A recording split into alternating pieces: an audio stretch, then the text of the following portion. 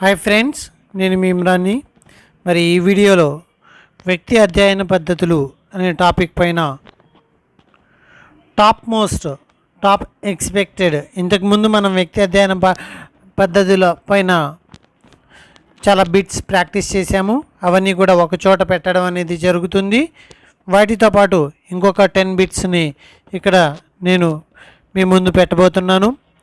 ఇవి expected bits, రిపీటెడ్గా వచ్చిన బిట్స్, పూర్తిగా బీఈడి తెలుగు అకాడమిక్ బుక్ని బేస్ చేసుకుని తయారు చేసిన బిట్స్. कुछ प्रकार के हस्तक्षेप चर को नियंत्रित करना मुश्किल है. यह अध्ययन पद्धति की एक सीमा है. ए लांच विधि, बी व्यक्ति अध्ययन पद्धति, सी दृष्टिकोण विधि, डी अवलोकन की विधि. जिसका उत्तर है ये लांच विधि. लांच विधि का एक सीमा है. इस पद्धति की सीमा परीक्षा हॉल में परीक्षा के प्रति छात्रों की भावनाएं की जांच करना है. ये अनियंत्रित अवलोकन विधि, बी नियंत्रित अवलोकन विधि, सी प्रतिभागी अवलोकन विधि, डी असंगत अवलोकन विधि. जिसका उत्तर है अनियंत्रित अवलोकन विधि.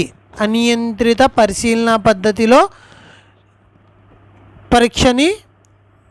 పరీక్ష హాల్లోనే అబ్జర్వ్ చేయడం అనేది జరుగుతుంది. पिंजड़े में बंद एक चिंपांजी के सामाजिक व्यवहार का अवलोकन इस पद्धति के द्वारा कर सकते हैं. ये प्राकृतिक अवलोकन विधि, बी नियंत्रित अवलोकन विधि, सी प्रतिभागी अवलोकन विधि, डी असंगत अवलोकन विधि. जिसका उत्तर है नियंत्रित अवलोकन विधि. प्राकृतिक అంటే సహజ, అలాగే అనియంత్రిత అన్న సహజ.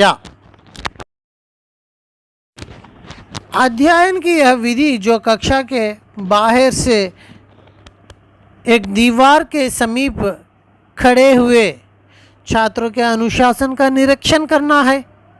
ये प्राकृतिक अवलोकन विधि, बी नियंत्रित अवलोकन विधि, सी प्रतिभागी अवलोकन विधि, डी असंगत अवलोकन विधि.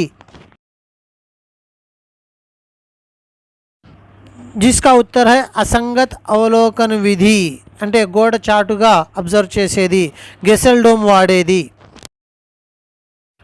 వ్యక్తిత్వ, ఆత్మసమ్మాన్, అహంకార భాగీదారీ విధి, ఈగో ఇన్వాల్వ్మెంట్ అన్నమాట. ఏ అవలోకन विधि, बी लांच विधि, सी व्यक्तिगत अध्ययन विधि, डी दृष्टिकोण विधि.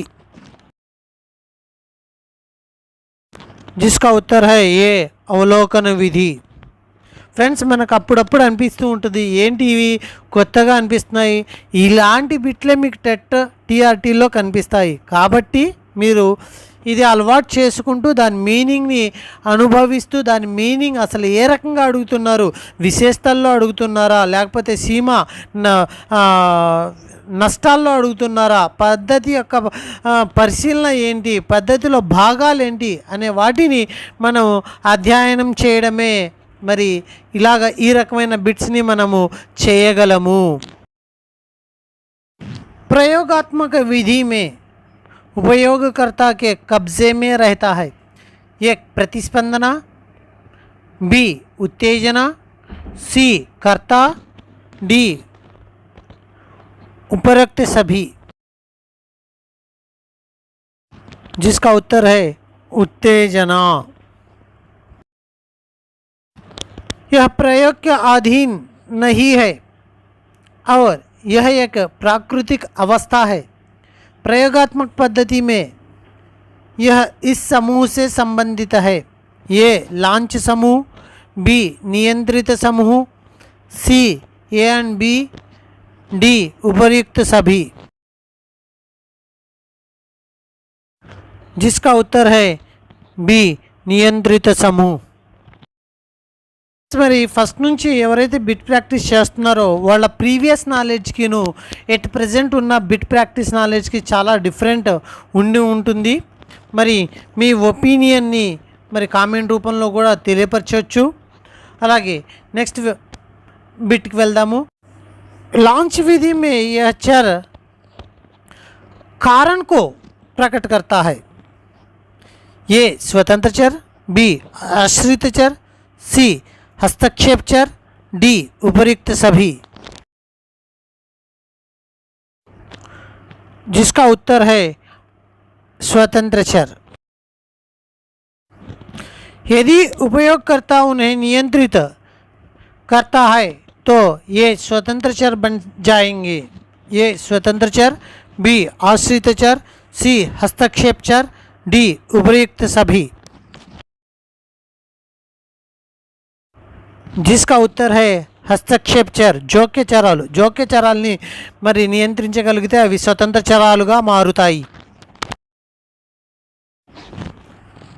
शिक्षा पर दृश्य श्रवण उपकरणों के प्रभाव के बारे में सीखने में छात्र की थकान. इस वाक्य में स्वतंत्र चर क्या है? ये शिक्षा, बी छात्र थकान, सी दृश्य श्रव्य उपकरण, डी कोई नहीं. जिसका उत्तर है दृश्य श्रव्य ఉపకరణ్ సి. ఫ్రెండ్స్ మరి ఇటువంటి బిట్స్ ప్రాక్టీస్ చేస్తూ ఉండాలి. పదే పదే ప్రాక్టీస్ చేయండి. చూసిందే చూడండి. దానివల్ల మీకు బిట్ రిపీట్ అయిపోయే అవకాశం ఉంది సైకాలజీలో. ఓకే, థ్యాంక్ యూ టు అనండి.